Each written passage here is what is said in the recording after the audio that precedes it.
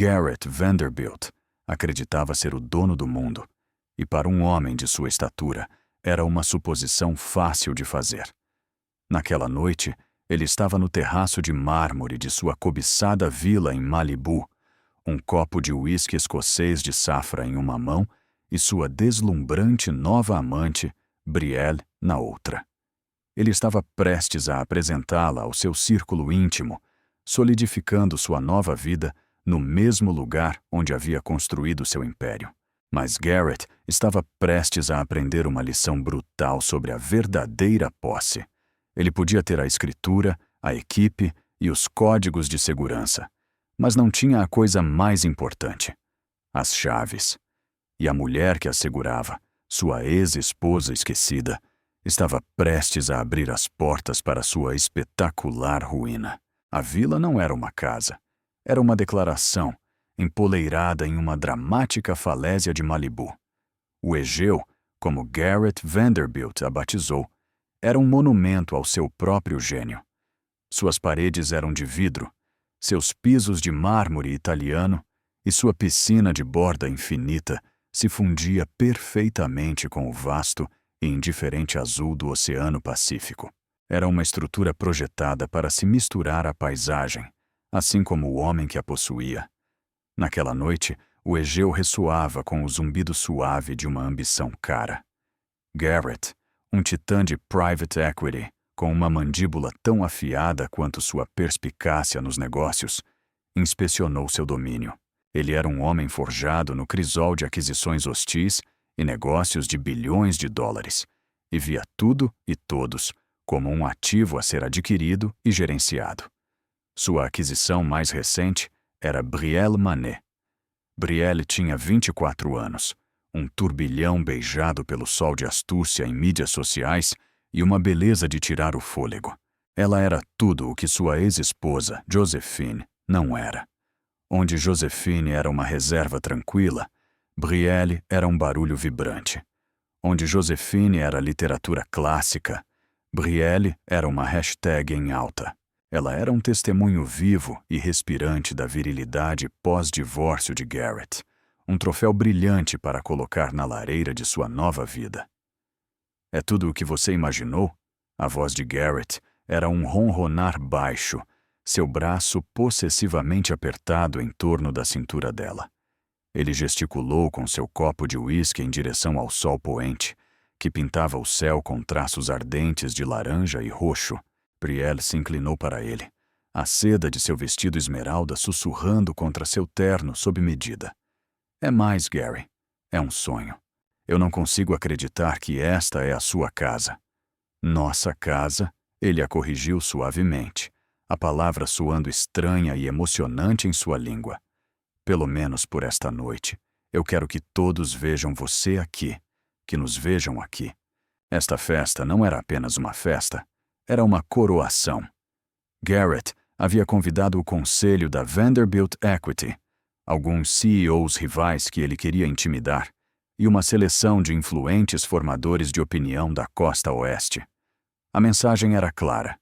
Garrett Vanderbilt não havia sido diminuído por seu recente divórcio altamente divulgado. Ele renasceu, foi atualizado, mais poderoso do que nunca. Brielle era a prova viva a falar. Ela riu, um som como sinos de vento. Eles vão ficar com tanta inveja. Deixa que fiquem, disse Garrett com um sorriso de lobo. A inveja é apenas o preço de entrada para o meu mundo. Ele a conduziu pela vasta área de estar em plano aberto, apontando para a arte selecionada nas paredes. Um Rothko aqui, um de Kooning ali. Ele falava do valor monetário delas, não da beleza. Ele lhe mostrou a adega climatizada, gabando-se de uma garrafa de 1945 Romain Conti, pela qual ele havia superado a oferta de um oligarca russo. Tudo era uma conquista. Brielle estava devidamente impressionada, com os olhos arregalados. Ela passou a mão sobre uma bancada de granito fresco na cozinha de última geração. Ela decorou este lugar? A pergunta foi hesitante, uma pequena rachadura em sua fachada perfeita. O sorriso de Garrett se contraiu quase imperceptivelmente. Josephine? Não. Ela tinha gostos diferentes, mais tradicionais. Eu mandei demolir e redesenhar o lugar inteiro depois que ela saiu. Isso é tudo eu. Linhas limpas, sem bagunça, sem história. Ele fez questão de apagar todos os vestígios de seu casamento de 12 anos do Egeu. Ele arrancou o jardim de rosas que Josephine havia cultivado meticulosamente e o substituiu por um jardim de pedras zen minimalista. Ele demoliu a biblioteca que ela adorava para dar lugar a uma sala de cinema de alta tecnologia. Ele acreditava que a havia apagado dos alicerces do edifício. Ele estava errado. Assim que os primeiros convidados começaram a chegar, com seus carros caros serpenteando pela longa entrada alinhada de ciprestes, uma mudança sutil ocorreu na casa. Um único toque, quase inaudível, ecoou pelo sistema de som integrado. Um som que Garrett não reconheceu. Ele o descartou como uma falha. Em seguida, enquanto ele estava entretendo um magnata da tecnologia, contando-lhe a história de como adquiriu a vila, a temperatura no ambiente caiu alguns graus. Um frio súbito e inexplicável varreu o ar quente da Califórnia. Alguém deixou uma porta aberta? O magnata, um homem chamado Kent, murmurou, esfregando os braços. Garrett franziu a testa, olhando para os enormes painéis de vidro, todos bem vedados, com controle climático automatizado. Vou pedir para a equipe verificar. Mas ele também sentiu uma leve sensação de formigamento na pele, a sensação de estar sendo observado. Ele examinou a multidão crescente, os rostos de seus amigos poderosos e bajuladores, e não viu nada fora do comum. Brielle estava rindo com uma blogueira de moda, a anfitriã perfeita em treinamento. Tudo estava perfeito, mas a sensação persistia. Era como se a própria casa estivesse suspirando ao seu redor. Sua nova identidade estéril, um terno mal ajustado sobre uma estrutura mais antiga e mais resoluta. Garrett, um homem que se orgulhava de controlar cada variável, sentiu o primeiro pequeno tremor de um terremoto que ele não podia ver. Ele tomou um gole revigorante de seu uísque e puxou Brielle de volta para seu lado. O calor dela, um escudo temporário contra o frio que se aproximava. Ele era Garrett Vanderbilt. Esta era a sua vila. Nada e ninguém poderia tirar isso dele. O divórcio tinha sido cirúrgico, brutal e, na opinião de Garrett, excessivamente generoso. Ele havia dado a Josephine a vasta propriedade deles em Connecticut, uma parte significativa de seus ativos líquidos e um acordo de pensão alimentícia que garantiria que ela nunca mais precisasse trabalhar. Ele considerava isso um pacote de rescisão. Ele estava encerrando o papel dela como Sra. Vanderbilt e estava pagando generosamente por uma separação limpa. A única coisa pela qual ele havia lutado, o único ativo não negociável, era o Egeu. Mas por que, Garrett? Josephine havia perguntado. Sua voz calma e medida na sala de conferências estéril do escritório de seu advogado. A compostura dela sempre o havia deixado nervoso. Não havia lágrimas, nem histerismo, apenas uma inteligência silenciosa e penetrante em seus olhos cinzentos. Você sabe o que essa terra significa para minha família? Significa que vocês eram ricos em terra e pobres em dinheiro. Ele tinha retrucado, sua voz afiada. Eu salvei o legado da sua família de desmoronar no mar. Eu comprei aquela terra de forma justa e honesta da herança do seu pai, quando eles estavam à beira da falência. Eu construí aquela obra-prima nela. É um símbolo do meu sucesso, não do declínio da sua família. Era a verdade, ou pelo menos a versão dele dela. A família Devereux era dona daquele trecho da costa de Malibu por gerações. Tinha sido uma porção de terra selvagem e indomável, com uma pequena e desgastada cabana onde Josephine passava seus verões de infância. Quando seu pai faleceu, deixando para trás uma montanha de dívidas, Garrett entrou em cena. Ele não via isso como ajudar seus sogros, mas como uma aquisição estratégica. Ele pagou as dívidas deles em troca da escritura da propriedade na falésia. Ele demoliu a velha cabana e apagou a história dos Devereux para construir a sua própria. Josephine não havia lutado contra ele. Para sua surpresa, ela e sua advogada, uma mulher formidável chamada Helen Cartwright, haviam cedido o ponto com muito pouca discussão. Elas só haviam pedido um pequeno e peculiar adendo ao acordo de propriedade no acordo de divórcio. Uma cláusula de conduta moral? Uma cláusula de conduta moral? Seu próprio advogado, um bulldog chamado Peterson, havia zombado. É inaplicável, um absurdo arcaico.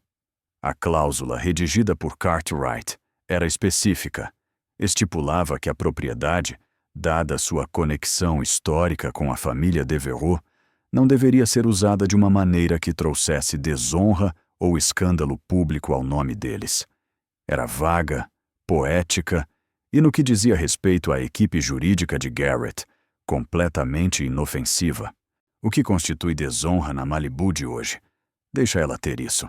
Garrett havia instruído Peterson. É um token sentimental, uma maneira de ela sentir que não perdeu tudo. Não me custa nada e a faz se sentir melhor. Assine. Ele viu isso como uma tentativa patética de Josephine de se agarrar a um pedaço de seu passado. Ele a subestimou. Sempre o fez. Ele via sua natureza quieta como fraqueza, sua inteligência como um hobby pitoresco. Ele falhou em entender que Josephine era uma arquiteta de um tipo diferente. Enquanto ele construía impérios de vidro e aço, ela construía estruturas de paciência e estratégia. Ela o conhecia melhor do que ele conhecia a si mesmo. Ela sabia que a arrogância dele não era uma característica de caráter. Era uma falha fundamental, uma parede mestra apenas esperando que a pressão certa fosse aplicada. A cláusula de conduta moral não era um token sentimental. Era uma bomba relógio. Helen Cartwright havia passado semanas pesquisando leis e precedentes de propriedade obscuros, elaborando uma cláusula de reversão tão intrincada e à prova de falhas que era uma obra de arte legal. A cláusula estipulava que, no caso de uma violação clara e pública de conduta moral, conforme determinado por um árbitro independente acordado no acordo, a propriedade, incluindo todos os acessórios e bens não móveis, reverteria imediatamente para o último herdeiro Devereux registrado, Josephine. Garrett a havia assinado sem pensar duas vezes, sua mente já nas redesenhações, nas festas e nas belas jovens mulheres que em breve iriam povoar seu reino costeiro. Ele havia entregado a Josephine as chaves, não para a porta da frente, mas para toda a sua gaiola dourada. Josephine havia passado o último ano em silêncio, enquanto a nova vida de Garrett com Brielle era divulgada em sites de fofoca. Ela estava discretamente preparando o palco. Ela mantinha contato com alguns dos funcionários de longa data no Egeu, pessoas que haviam sido leais à sua família muito antes de Garrett aparecer. Ela tinha o chefe de segurança, um homem chamado George, em sua folha de pagamento. Ele tinha sido o chefe de segurança de seu pai antes de ser de Garrett. Sua lealdade nunca esteve à venda. Foi George quem, sob o pretexto de uma atualização de segurança, instalou um novo sistema de controle geral para a tecnologia de casa inteligente da vila, um sistema para o qual apenas ele e Josephine tinham os códigos de acesso mestre. Foi George quem discretamente colocou microcâmeras nas principais áreas de entretenimento, todas alimentando um servidor seguro. Josephine não estava apenas planejando reaver sua propriedade, ela estava planejando desmantelar a reputação de Garrett no próprio palco que ele havia construído para glorificá-la. Ela o havia visto exibir seu caso com Brielle, o visto se gabar de sua nova vida em entrevistas, e não sentiu nada além de uma fria e calculada determinação. Não era sobre um coração partido, era sobre justiça. Ele havia tomado a terra de sua família e profanado sua memória, transformando-a em um monumento ao seu próprio ego e infidelidade. Naquela noite, ela iria pegá-la de volta. A festa cresceu, uma maré cintilante de poder e influência. O champanhe fluía como água, e o ar zumbia com o tipo de fofoca de alto risco que poderia mover mercados. Garrett estava em seu elemento, um rei recebendo sua corte. Ele se movia pela multidão com Brielle em seu braço. A presença dela, uma declaração silenciosa e impressionante de sua vitória. "Garrett, meu garoto", berrou Robert Chen, um gerente de fundo de investimento com uma voz estrondosa e um apetite insaciável por risco. "Vejo que você está fazendo upgrade em todos os seus ativos. A garota é um foguete." Ele piscou de forma rude para Brielle, que ofereceu um sorriso deslumbrante e treinado. "Apenas investimentos de primeira linha, Robert", Garrett respondeu, apertando suavemente a mão de Brielle. "Alto risco, alta recompensa." Os homens riram, e Brielle sentiu uma familiar mistura de euforia e desconforto. Ela era o prêmio, o tema da conversa, o objeto bonito que significava o status de Garrett. Ela amava o glamour, o poder refletido, mas uma pequena parte dela se sentia como uma impostora em um vestido emprestado. Ela percebeu seu reflexo em uma das vastas placas de vidro e viu uma estranha a encarando. Seu sorriso um pouco brilhante demais. Seus olhos um pouco arregalados demais. A noite avançou, uma sinfonia de copos tilintando e elogios calculados. Garrett decidiu que era a hora do evento principal. Ele levou Brielle para o centro do terraço e um silêncio se instalou na multidão, enquanto um garçom lhe entregava um microfone. "Amigos, colegas", ele começou, sua voz amplificada pelo sistema de som de última geração. "Bem-vindos ao Egeu. Muitos de vocês sabem que este foi um ano de transição para mim. Fora o velho." Ele fez uma pausa para efeito, e alguns de seus comparsas riram, sabendo do que se tratava. "E dentro com o novo. Eu reconstruí esta casa para refletir uma nova visão, um futuro construído sobre força, beleza e impulso para a frente." Ele se virou para Brielle, seus olhos brilhando com orgulho de posse. "E nada representa esse futuro mais do que a mulher incrível ao meu lado. Quero que todos conheçam Brielle Monet." Uma rodada de aplausos educada, embora um tanto predatória, se espalhou pelos convidados. Brielle corou, uma imagem perfeita de charme ingênuo. Este era o seu momento. Ela havia chegado. E então, começou. Começou com a música. O sofisticado trio de jazz, que tocava suavemente ao fundo, foi abruptamente cortado.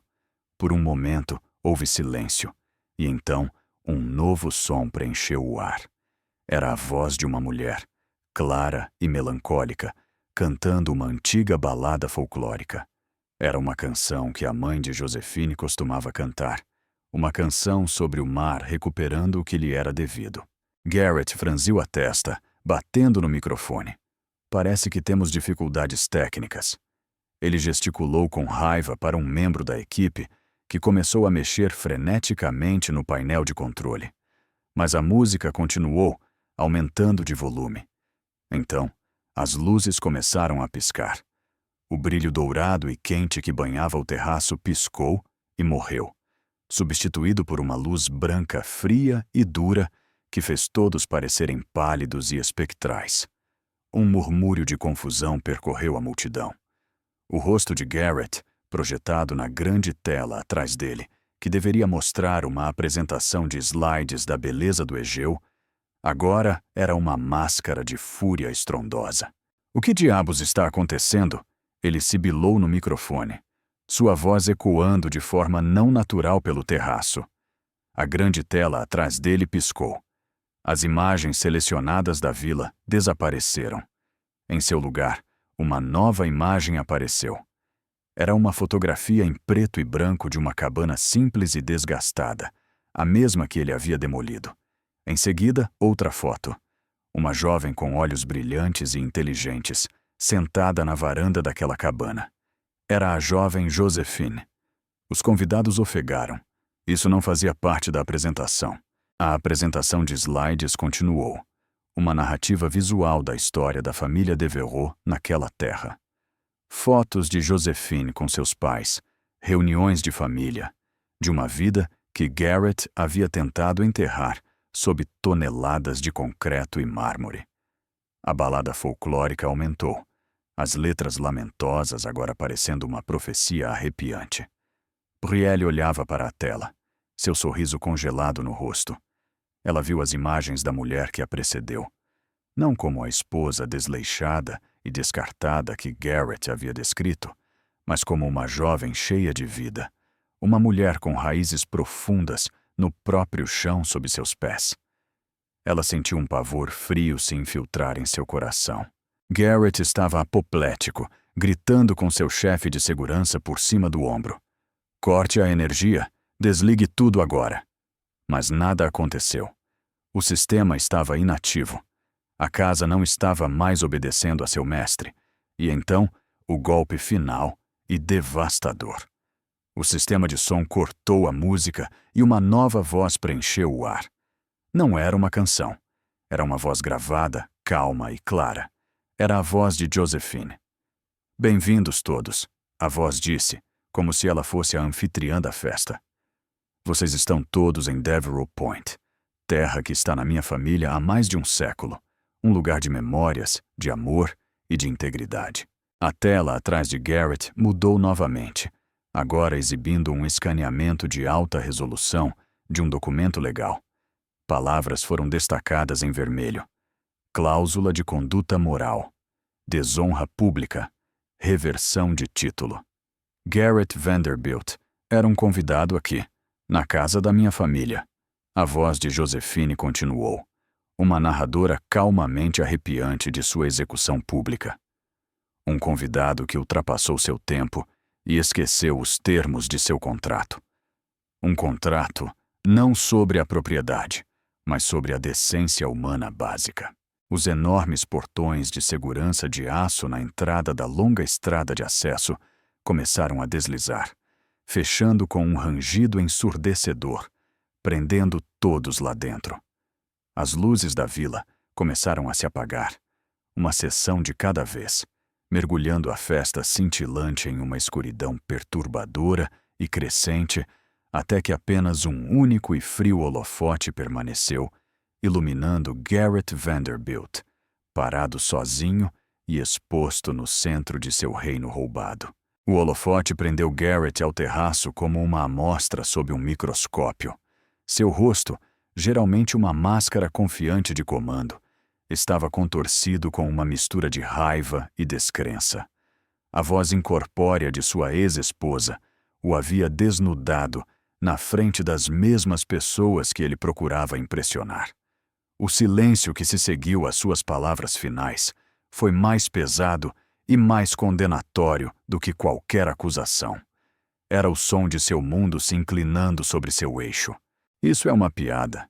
Garrett finalmente engasgou, sua voz rouca. Uma brincadeira patética e infantil. Ele se virou, procurando pela fonte de sua humilhação. Josephine, apareça. Você está acabada.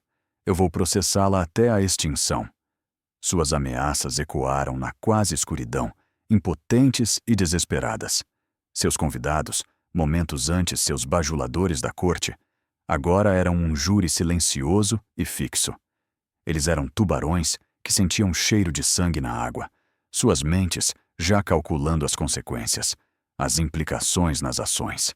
A deliciosa fofoca. Brielle havia se afastado dele, seu rosto pálido. O vestido esmeralda que havia parecido um vestido de coroação, agora parecia uma fantasia.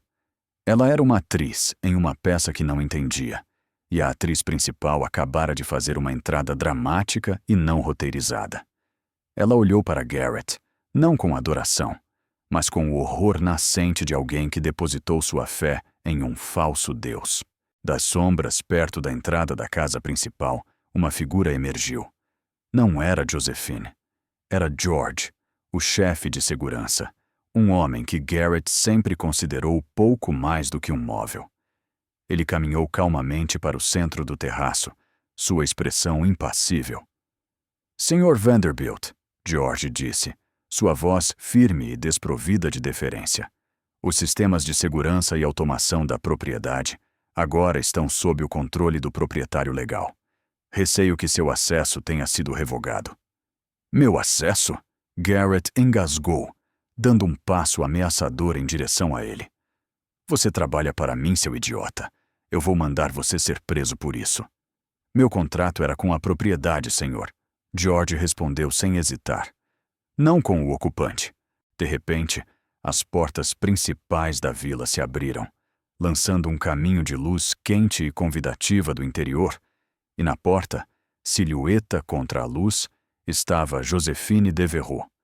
Ela não estava vestida para uma festa. Ela usava calças de linho simples e elegantes e uma blusa de seda, seu cabelo preso de forma arrumada. Ela não segurava nenhuma arma, nenhum documento legal. Nada além de um ar de autoridade absoluta e inabalável. Ela olhou diretamente para Garrett, seus olhos cinzentos não contendo raiva, nem triunfo, apenas um julgamento silencioso e final. Olá, Garrett, ela disse, sua voz a mesma que eles acabavam de ouvir pelos alto-falantes, mas agora estava ao vivo, presente e totalmente no controle. Você parece estar tendo problemas com a casa. Talvez a proprietária devesse dar uma olhada.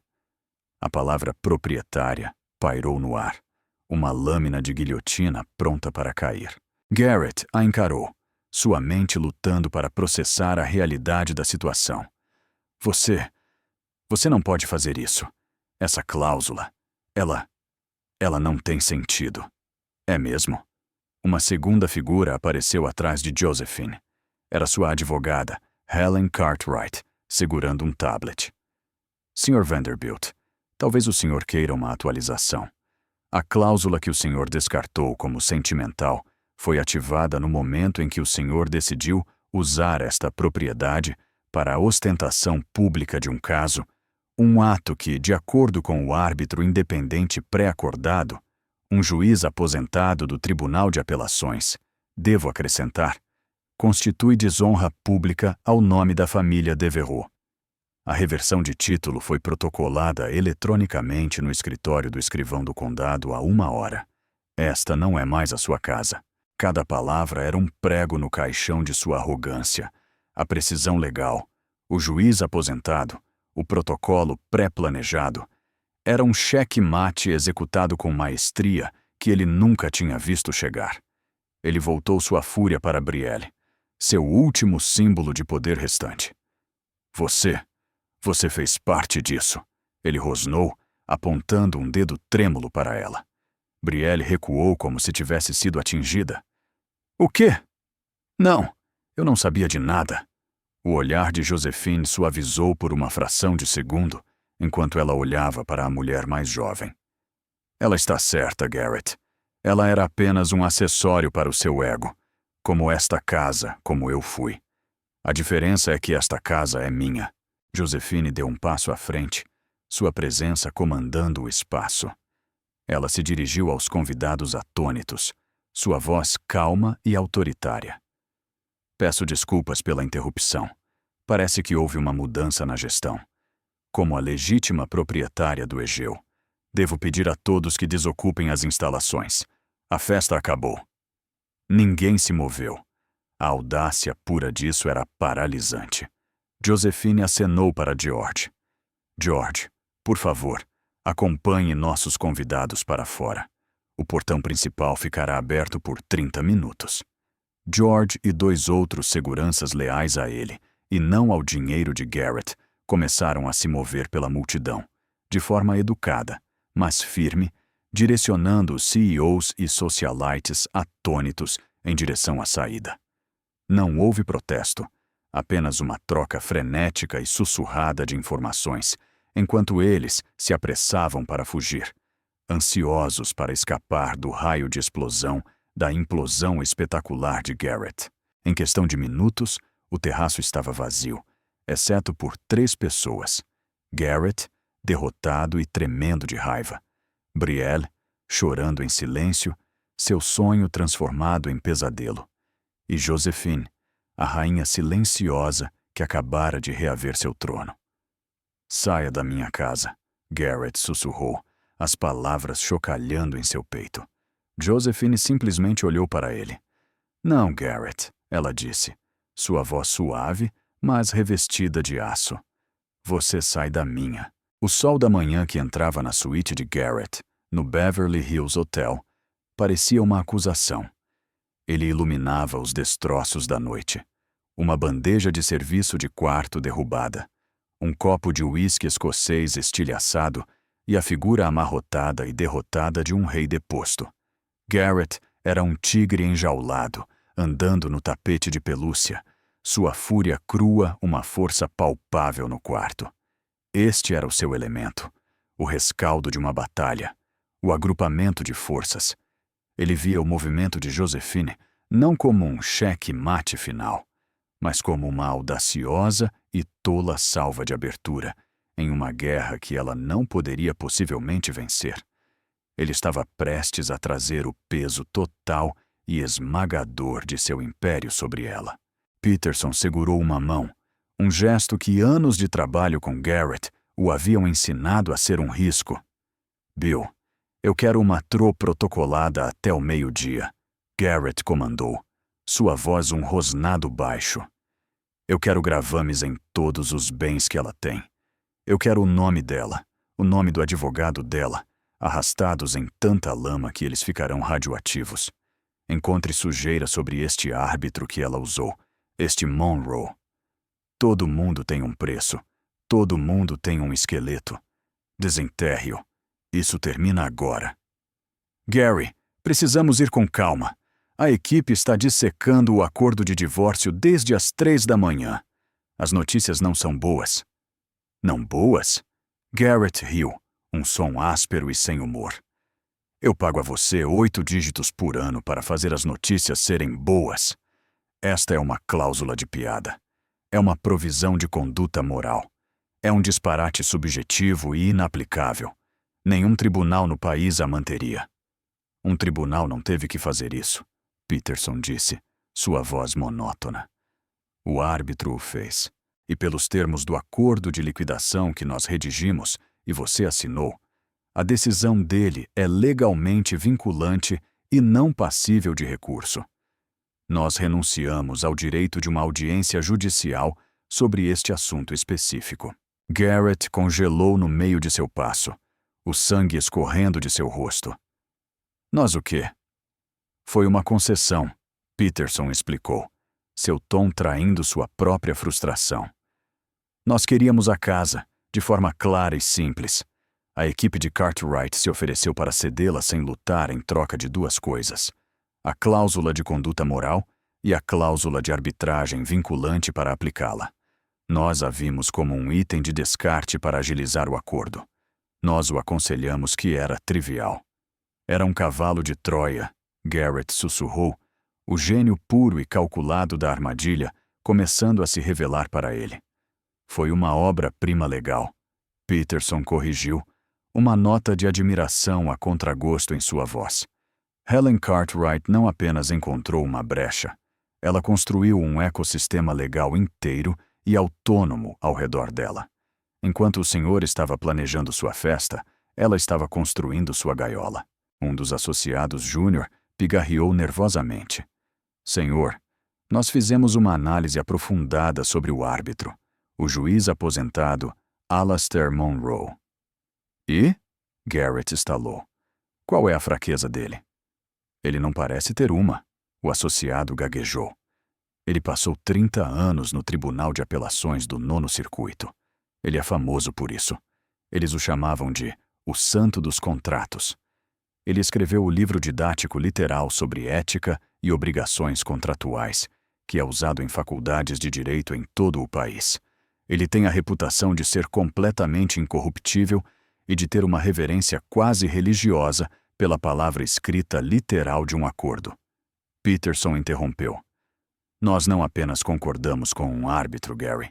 Nós concordamos com o único homem no sistema legal americano predisposto a ver esta cláusula, não como um sentimentalismo, mas como um pacto sagrado. As paredes da suíte do hotel pareciam estar se fechando. E daí? O que ela provou? Que eu tenho uma namorada? Isso é Malibu, não um monastério. Ela provou isso com as suas próprias palavras e seus próprios sistemas, Peterson disse. As últimas peças do quebra-cabeça se encaixando com uma finalidade nauseante. A petição de Cartwright ao juiz incluiu um arquivo completo. Filmagens de segurança com carimbo de data e hora da vila. Filmagens do sistema que seu homem George controlava, de você e da senhora Monet, em situações comprometedoras. Transcrições de seu discurso na festa, onde o senhor publicamente descartou seu casamento como o velho e exibiu a senhora Monet como o novo. Ela até incluiu uma dúzia de declarações juramentadas da equipe de buffet, que ouviu suas mais coloridas fanfarronices. O senhor não apenas violou a cláusula, Garrett. O senhor a incendiou em público, na propriedade em questão. O senhor lhes entregou o caso perfeito em uma bandeja de prata. Isso é roubo! Garrett rugiu, batendo o punho na mesa, o som mal se registrando. A voz de Peterson era quase um sussurro. Não, Garrett, é a sua assinatura. Garrett afundou em uma cadeira, o telefone escorregando de sua mão. A luta se foi, substituída por um vácuo frio e aterrorizante. Ele era um homem que havia movido montanhas com sua riqueza e dobrado o mundo à sua vontade com seu poder. Mas ele havia sido derrotado, não por uma corporação rival, nem por uma queda do mercado, mas por alguns parágrafos de texto em um pedaço de papel que ele foi muito arrogante para ler. Ele estava preso, e a ironia mais amarga de todas era que ele mesmo havia forjado as grades. A consequência não foi um declínio lento, foi uma detonação. Para Garrett Vanderbilt, a manhã após sua deposição pública foi um ataque brutal em todas as frentes. Enfiado no luxo estéril de uma suíte de hotel, que parecia mais uma prisão, ele assistiu à obra de sua vida, a construção meticulosa de seu próprio mito, queimar na pira da opinião pública. Cada canal de notícias, cada blog financeiro, cada site de fofoca estava noticiando sua história. As manchetes eram uma série de golpes devastadores.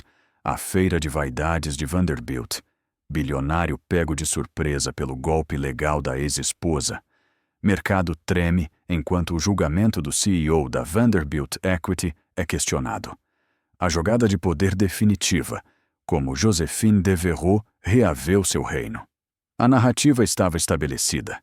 E ele era seu vilão, um Ícaro moderno, cujas asas de arrogância haviam derretido no sol de Malibu. Seu telefone era um canal para a crise crescente. Uma teleconferência de emergência com o conselho da Vanderbilt Equity era uma galeria de rostos frios e implacáveis em uma tela.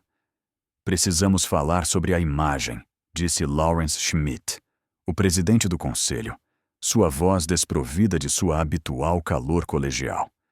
Imagem? Garrett retrucou, sua voz rouca de noite sem dormir e raiva. Isso não foi um erro de negócio, Lawrence.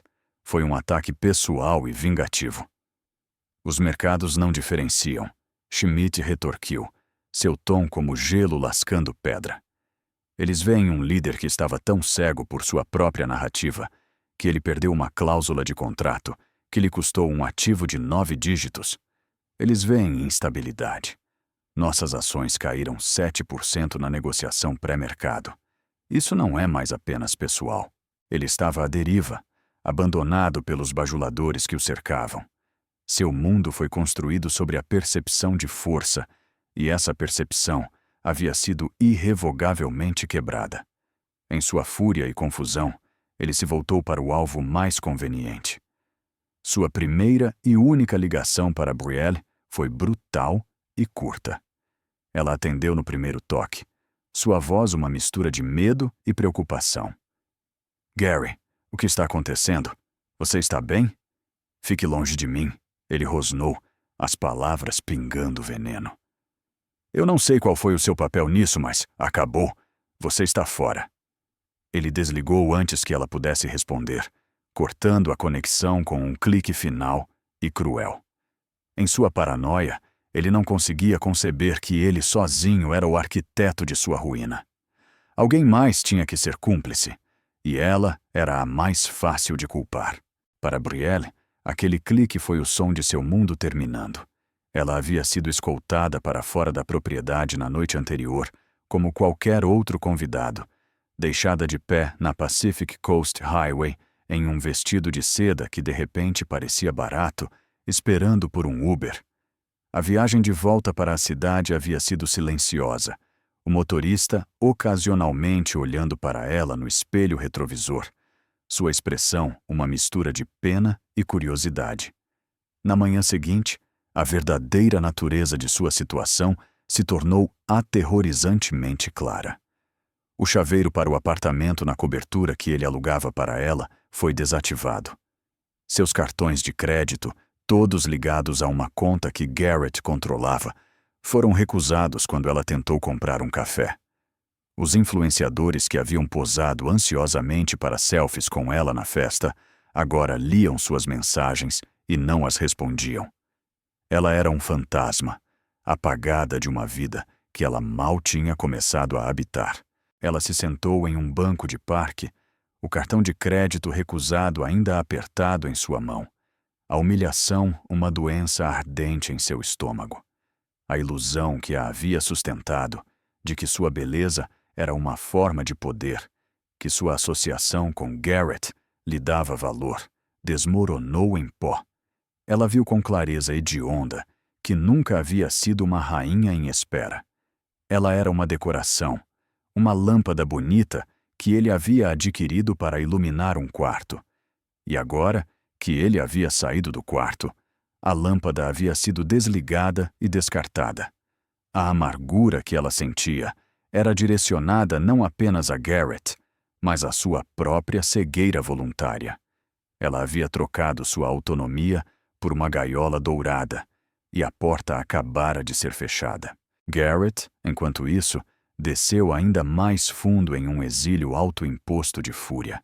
Ele atacou seus advogados, sua equipe de relações públicas, qualquer um que tentasse oferecer conselhos racionais.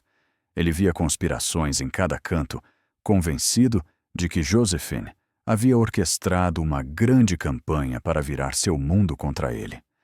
Ele não conseguiu entender a verdade mais simples e mais devastadora. Josephine não precisou construir uma conspiração.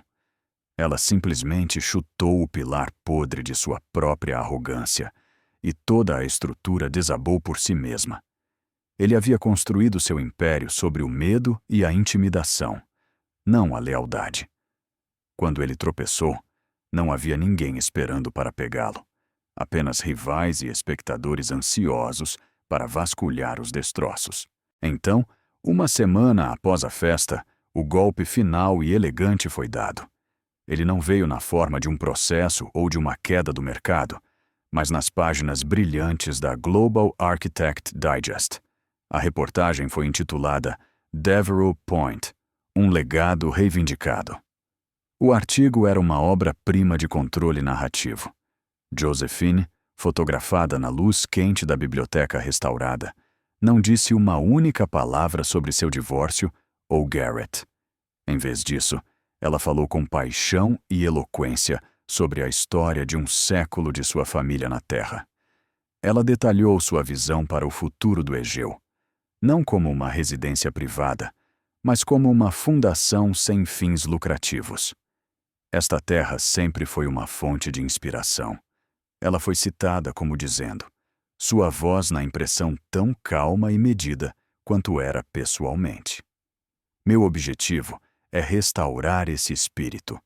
Estamos removendo as superfícies frias e impessoais e criando um espaço que fomenta a criatividade e o pensamento. A Fundação Devereux Point será um refúgio para artistas, escritores e cientistas, um lugar para construir, não apenas para possuir. O artigo a pintou como uma visionária graciosa, uma filantropa, resgatando um pedaço da alma da Califórnia das garras do comercialismo. Sem nunca mencionar seu nome, ela havia perfeitamente enquadrado Garrett como o antagonista vulgar em sua história de nobre reivindicação. Ele era o homem que tentou pavimentar o paraíso. Ela era a que estava plantando o jardim. Lendo o artigo em seu tablet no silêncio sufocante de seu quarto de hotel, Garrett sentiu um arrepio que não tinha nada a ver com o ar-condicionado. Ele havia perdido a casa, o dinheiro, o poder. Mas isso era diferente. Esta foi a derrota final e indelével. Josephine não apenas tomou seu castelo, ela reescreveu sua história, apagou seu nome de suas paredes e o consagrou a um propósito tão irrepreensível que o fez parecer mesquinho e pequeno em comparação.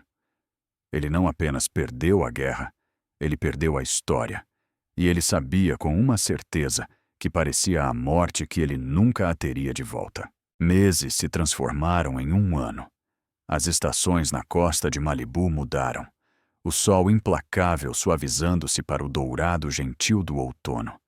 Então, afiando-se com o frio crocante dos ventos de inverno.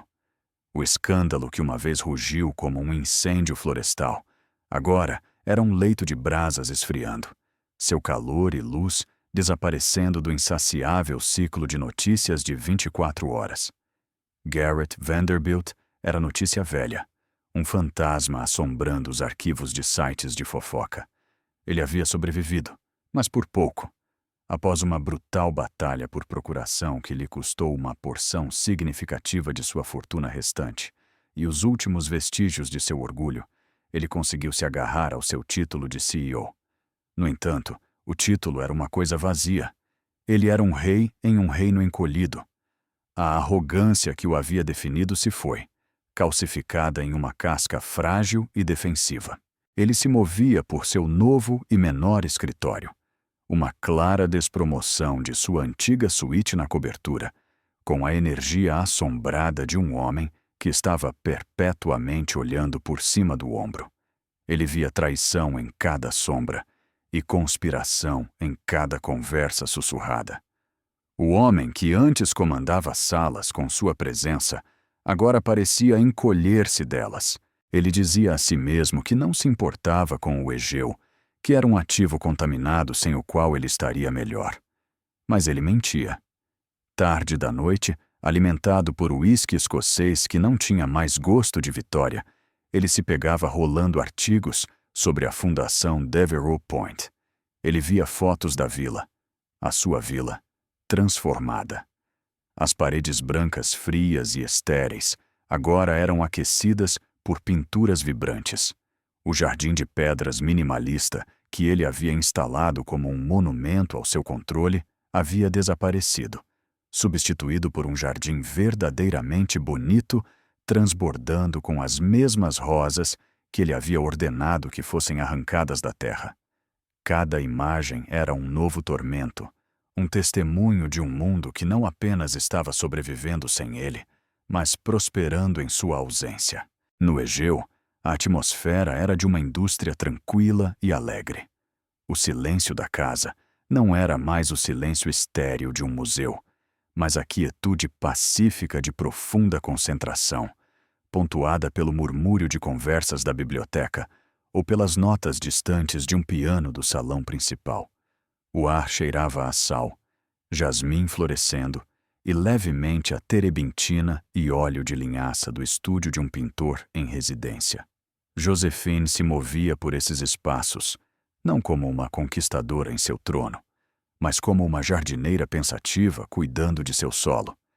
Ela havia encontrado um propósito que ressoava muito mais fundo do que a retribuição. Ela tomou café com um jovem romancista, lutando com seu segundo ato, oferecendo não conselhos literários, mas encorajamento silencioso. Ela ouviu enquanto um bioquímico, lá em um ano sabático, explicava animadamente uma possível descoberta, suas ideias florescendo em um ambiente livre de pressão corporativa. Esta era a alma que ela havia devolvido à casa, a alma da criação. Uma tarde fresca, uma carta chegou. O envelope era simples, o endereço do remetente desconhecido. Por dentro, a caligrafia era limpa, precisa, mas carregava o leve tremor de nervosismo. Senhora Devereux, começava. A senhora não me conhece, não de verdade, mas eu era a mulher com Garrett Vanderbilt naquela noite. Meu nome é Brielle Monet. Estou escrevendo para a senhora não para pedir perdão, porque não tenho certeza do que estaria pedindo perdão, além de minha própria cegueira profunda. Eu me permiti ser um símbolo, um acessório em uma história que ele estava escrevendo sobre si mesmo. Quando essa história terminou, eu também terminei. Passei o último ano tentando descobrir quem restou. Não estou escrevendo por pena. Estou escrevendo porque vi um artigo sobre o que a senhora fez com a casa, com Devereux Point. A senhora não apenas a tomou de volta, a senhora lhe deu um propósito além da vaidade. E pela primeira vez em muito tempo, senti um vislumbre de algo como esperança. A honestidade crua da carta impressionou Josephine. Ela viu não a amante, a rival, mas uma jovem mulher que havia sido dano colateral em uma guerra que ela não sabia que estava sendo travada. Ela viu um reflexo, por mais fraco que fosse, de seu próprio eu passado. Uma mulher cuja identidade havia sido definida por Garrett Vanderbilt. Josephine dobrou a carta e, após um momento de reflexão, foi para sua mesa para escrever uma resposta. Uma semana depois, um sedã modesto serpenteou pela estrada de acesso alinhada de ciprestes. Brielle saiu, seus movimentos hesitantes. Ela estava vestida com jeans simples e um suéter. Seu rosto livre da maquiagem pesada que ela antes usava como armadura. O sorriso deslumbrante e pronto para a câmera havia desaparecido, substituído por um olhar de sinceridade vulnerável. Seus olhos examinaram a casa transformada, um lugar que representava tanto sua maior ambição quanto sua mais profunda humilhação. Josephine a encontrou no caminho, estendendo a mão. Brielle, fico feliz que você tenha vindo. Obrigada por me receber, Brielle disse, sua voz mal acima de um sussurro. Este lugar parece diferente, parece vivo. Está respirando novamente, Josephine concordou, levando-a em direção ao jardim. Elas caminharam em silêncio por alguns momentos. O único som, o ranger da brita sob seus pés e o grito distante das gaivotas. Foi Brielle quem falou primeiro. Eu precisava lhe dizer. Sinto muito. Não por ele, mas por minha parte, na falta de respeito mostrada a este lugar, a memória de sua família. Eu nunca entendi. Você não era para entender, Josephine disse, sua voz gentil, desprovida de julgamento. O mundo de Garrett é construído sobre superfícies, não fundações. É fácil se perder no reflexo. Ela fez uma pausa, virando-se para encarar a mulher mais jovem.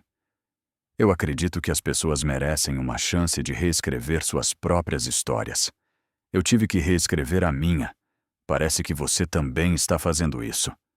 Lágrimas brotaram nos olhos de Brielle. Lágrimas de alívio e reconhecimento.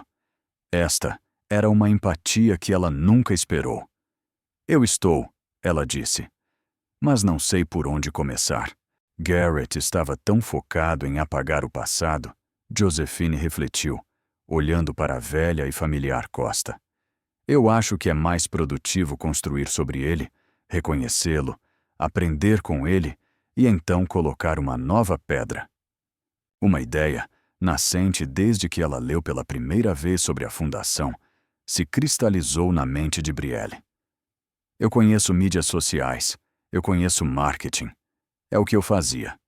Eu sei como contar uma história online, uma real. Eu poderia ajudar a senhora. Para a fundação, para o bono. Eu quero usar o que eu sei para algo que importa. Josefine a estudou, vendo o desejo genuíno de contribuir, de construir, em vez de simplesmente ser exibida.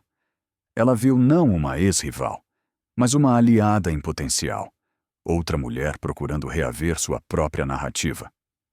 Eu acho, Josefine disse com um pequeno e genuíno sorriso, que seria um lugar maravilhoso para começar. Mais tarde naquela noite, muito depois de Brielle ter partido com um renovado senso de propósito, Josefine ficou sozinha no terraço. O sol poente lançava um brilho quente e benevolente sobre a terra. De uma janela aberta atrás dela, ela podia ouvir o jovem poeta do programa de residência, lendo seu novo trabalho em voz alta para uma pequena e apreciativa audiência de seus pares.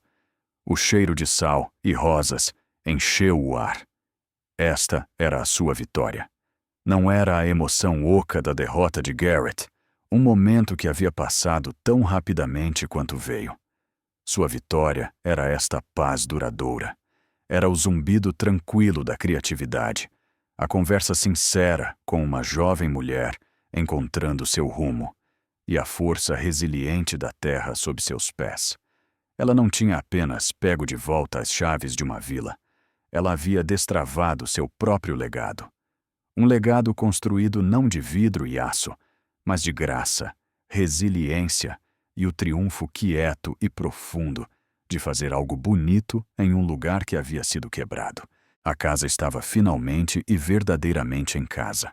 Então, o que acontece quando a arrogância cega colide com a inteligência quieta e calculada? A história de Garrett Vanderbilt e Josephine Devereux é mais do que apenas um conto da queda de um bilionário. É um poderoso lembrete de que a verdadeira propriedade não é sobre escrituras, dinheiro ou poder. É sobre compreensão, respeito e os laços inquebráveis da história.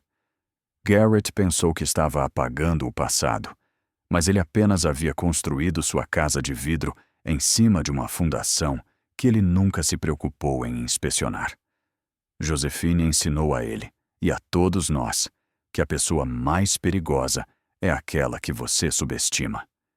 Ela não apenas reaveu uma casa, ela reaveu sua história, provando que as vitórias mais satisfatórias não são barulhentas e explosivas, mas silenciosas, estratégicas e absolutas.